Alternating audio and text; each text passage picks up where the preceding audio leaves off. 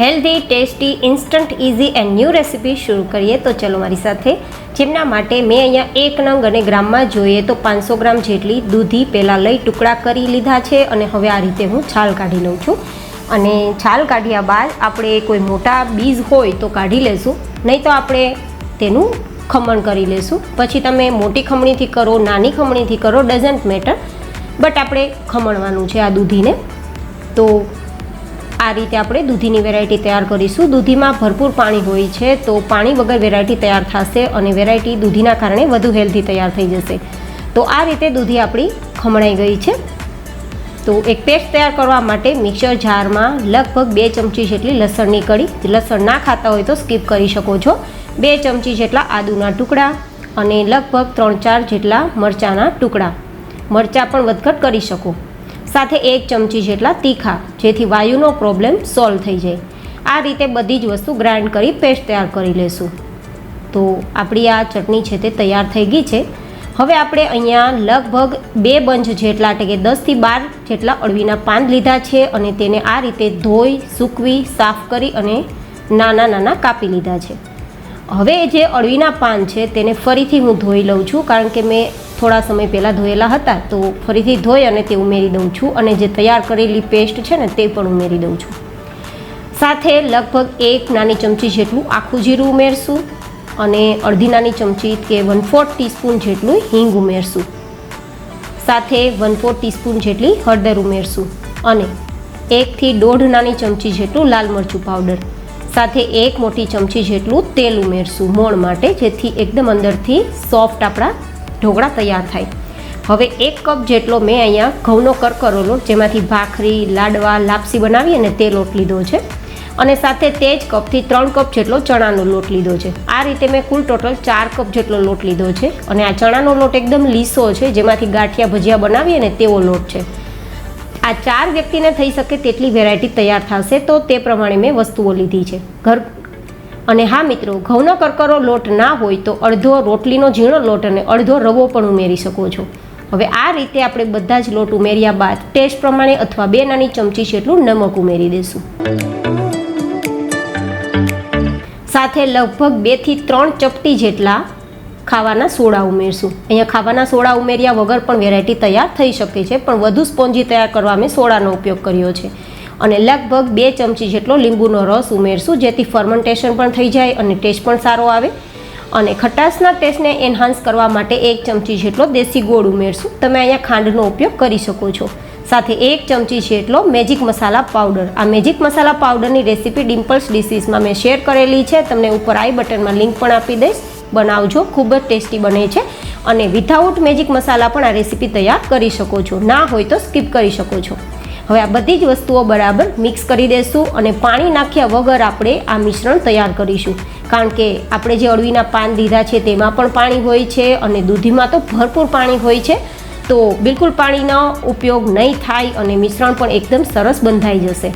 જો કે આ મિશ્રણ ઢોકળા બને તેવું ઘટ પણ નહીં થાય અને લોટ બંધાય તેવું થીક પણ નહીં રહે, પણ ઇડલી ઢોસા જેવું પાતળું પણ નહીં બને. એ રીતે આ આપણું બેઝ તૈયાર થશે. આટલી કન્સિસ્ટન્સી તમે જોઈ શકો છો. હવે આપણે અહીંયા સ્ટીમર કુકરમાં પહેલેથી જ પાણીને ગરમ થવા માટે રાખી દીધું હતું. તમે કડાઈમાં કોઈ સ્ટેન્ડ રાખીને પાણી ગરમ કરી પછી કોઈ પણ પ્રકારની પ્લેટથી પણ આ વેરાયટી તૈયાર કરી શકો છો. એન્ડ સ્ટીમર હોય તો સ્ટીમરમાં પણ તૈયાર થઈ શકે છે. હવે સ્ટીમર પ્લેટમાં થોડું થોડું તેલ ઉમેરી અને ગ્રીસ કરી લઈશું, જેથી ઢોકળાને ડિમોલ્ડ કરવા સરળ રહે.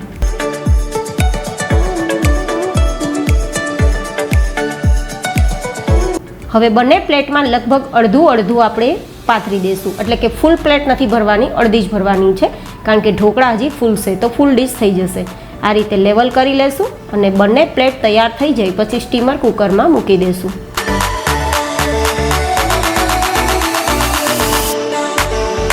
તમે સ્ટીમર કુકરમાં 1 by 1 પ્લેટને પણ એરેન્જ કરી શકો છો અને બંને પણ એકસાથે એરેન્જ કરી શકો છો. એ તમારી ચોઈસ રહેશે. હવે ઢાંકી દઈશું અને હાઈ ગેસની ફ્લેમ પર 5 થી 7 મિનિટ માટે કૂક કરીશું.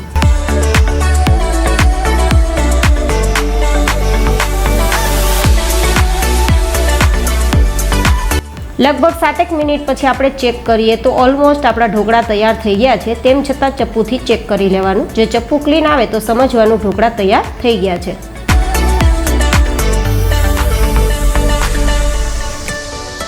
લુક એટ ધેટ, એકદમ ચપ્પુ ક્લીન છે જો, પરફેક્ટ.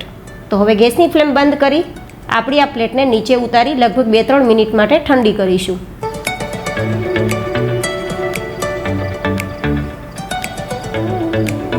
તો 2-3 મિનિટ પછી ઠંડી થઈ ગઈ છે. તો હવે આપણે કટ લગાવી અને ડિમોલ્ડ કરશું.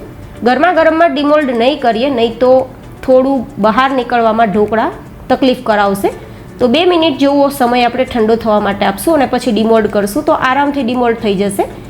અને આ ઢોકળાને તમે વઘાર કર્યા વગર પણ ખાઈ શકો છો, લસણની ચટણી સાથે અથવા તેલ સાથે, ચા સાથે. ખૂબ જ ટેસ્ટી લાગે છે.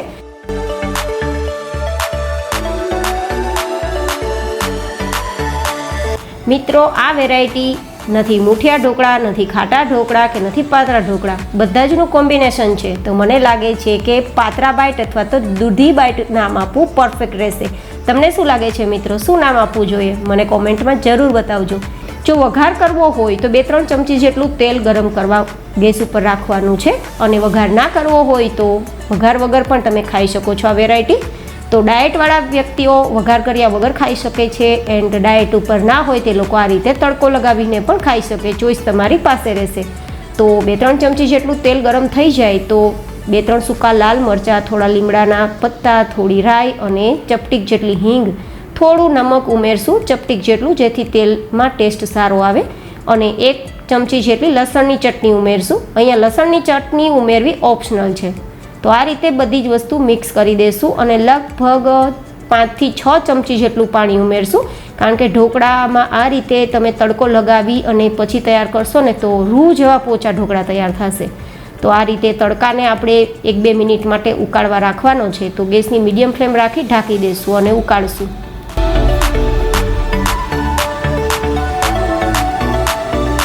લગભગ 2 મિનિટ જેવો સમય થઈ ગયો છે અને મીડિયમ ગેસની ફ્લેમ પર આપણો તડકો ઉકાળ્યો તો આરામથી ઉકળી ગયો છે. તો હવે બધા ઢોકળા આપણે આપણા તડકામાં ઉમેરી દઈશું.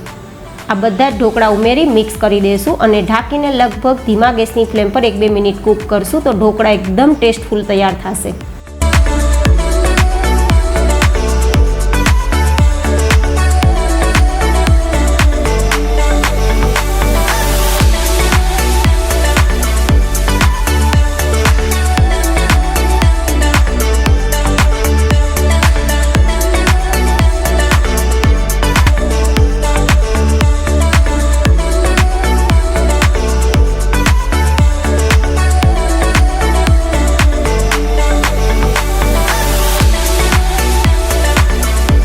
ફરી મળીશું એક નવી ઇન્ટરેસ્ટિંગ રેસીપી સાથે. ત્યાં સુધી bye bye and take care.